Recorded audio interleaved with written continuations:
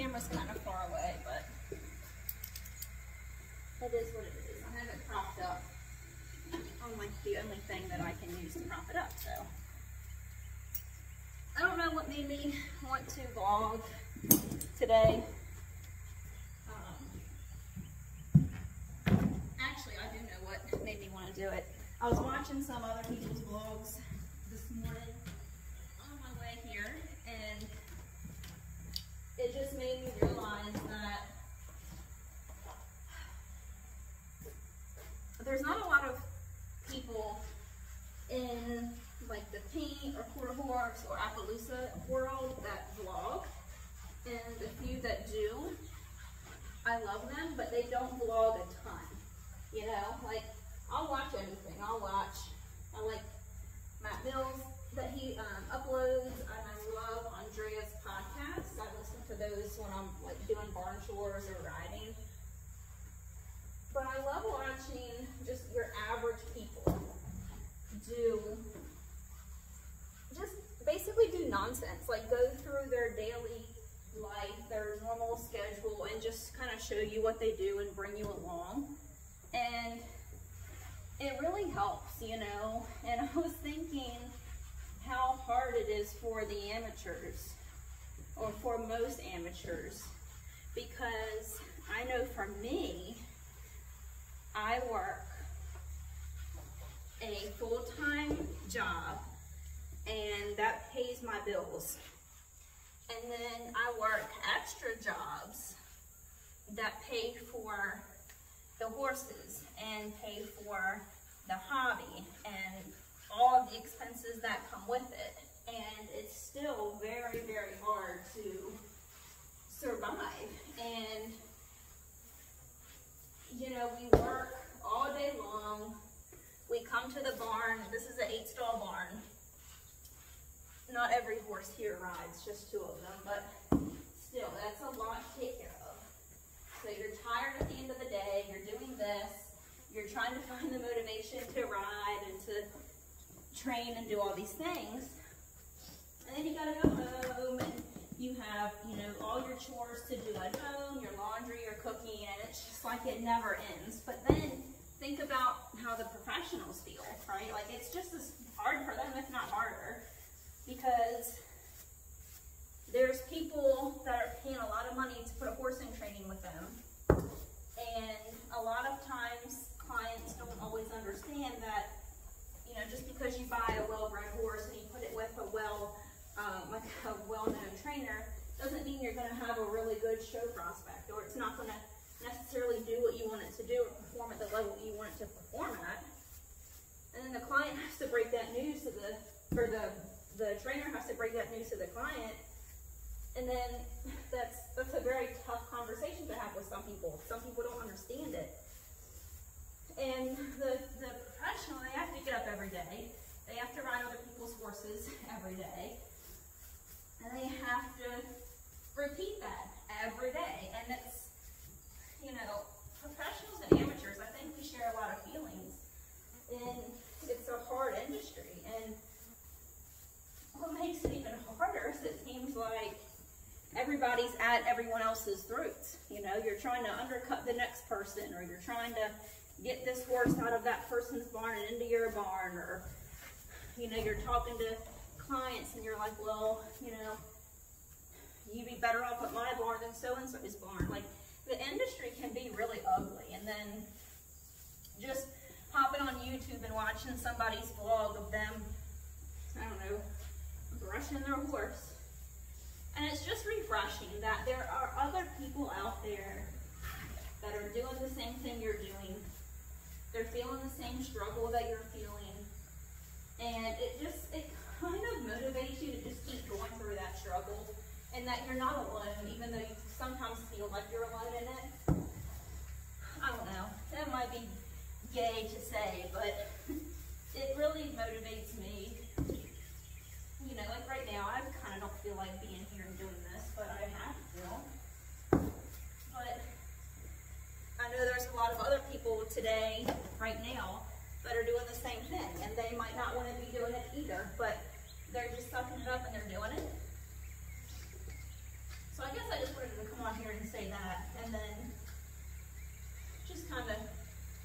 through my day. Like obviously I clean stalls and everything, and I get all the chores done, and then I pull the horses out and start doing whatever I'm gonna do with them. And I don't have an indoor or a nice rain provided, and it's getting ready to rain, so I'll just have to see what I can get done right now. And then I'm going to show you the trailer that I haven't cleaned out since our last show, which was a year ago. So that's probably pretty disgusting, and I need to get that thing cleaned out and ready for the winter. So we'll do that as well. But I just wanted to say that, and I'm going to finish grooming him and maybe hop on if I have time.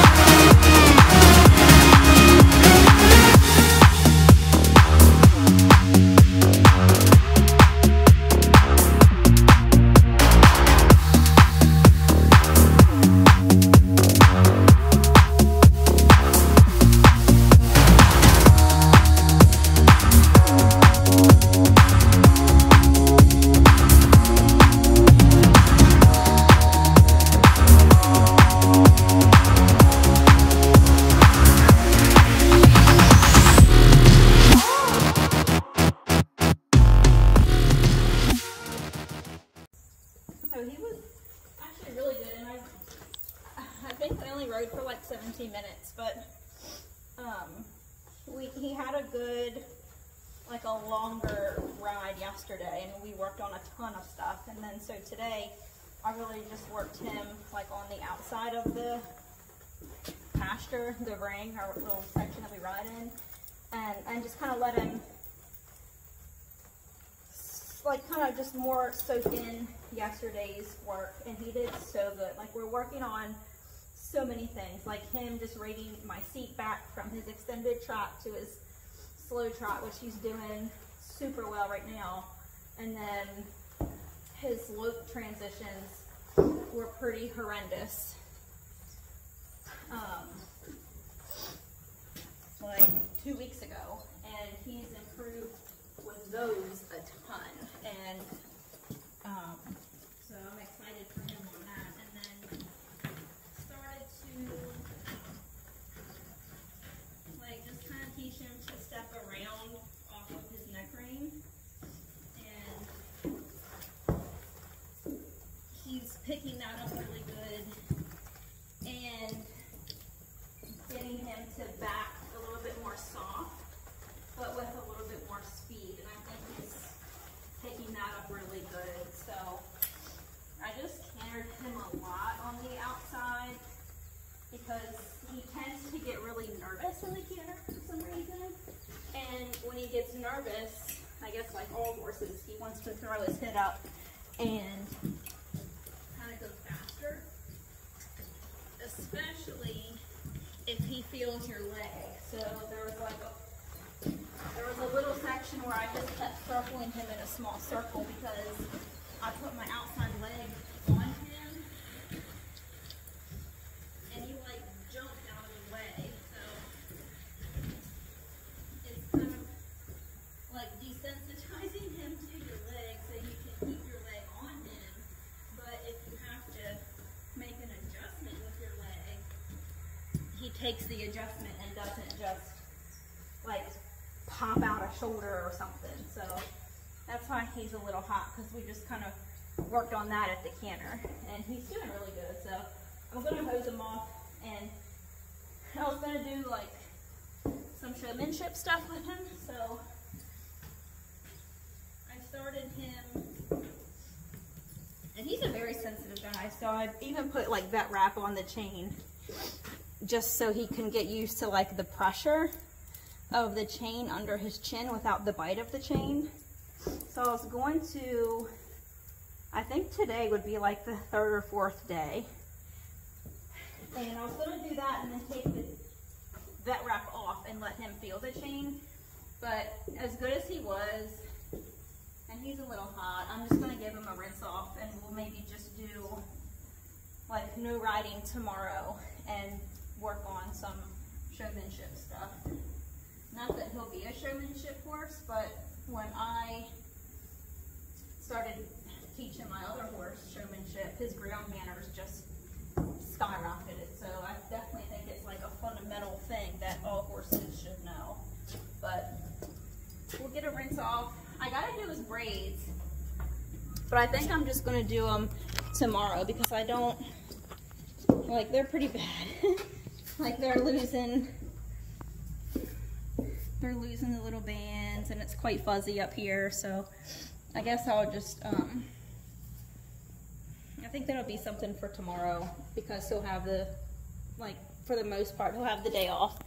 So we'll shampoo and condition his mane and put his braids back in. But he's so good. He's such a fun little horse to ride too. Like, he just picks things up really fast, so we'll hose him off.